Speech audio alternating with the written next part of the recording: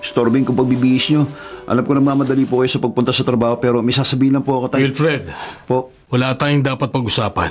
Ha? Nandyan ang nanay mo. Siya na lang ang lapitan mo. Tay, gusto ko po sana dalawa kayo ni nanay na pumunta sa recognition day namin sa school eh. Bakit pa? Siya lang naman ang nagpapaaral sa'yo. Ipinagmamalaki niya sa akin na napag-aaral ka niya. Dahil sa pagtitinda ng lugaw. Wala akong papel sa pag-aaral mo at sa paglaki mo. Tay, bakit po kayo ganyan? Maliit pa akong bata, madamot na kayo sa akin. Hindi niyo ako binibigyan ng atensyon. Puro si ate Ami na lang ang mahal niyo. Ano mo sinasabi mo, madamot? Nakatira kayo rito ng nanay mo. Hindi man kami nag-uusap, hindi man kami nagtatabi sa pagtulog.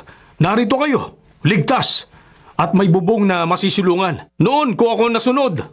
Pagkasilang pa lang sa'yo, pinalayas ko na yung nanay mo eh. Tay, bakit naman po ganyan ang galit niyo sa akin? Hindi niyo ba talaga ako mahal? Anak niyo po ako! Hindi kita anak! Pero kayo po nasa birth certificate ko, tay. Kayo po ang tatay ko. Hindi kita anak. Dapat malaman mo na ang katotohanan. Dahil pinalalabas lang ng nanay mo na ako masama. Pero sa dapat ang tanungin mo. Dahil alam kong hindi kita anak. Hindi nga kita kahawig eh. O sino man sa amin ang nanay mo. Tay, bakit naman ang ganun, tay? Tigilan mo na ang pagtawag sa akin ng tatay. Tay! Matagal ako nanahimik. Ayokong dagdagan ng kahihiyan sa pamilyang ito.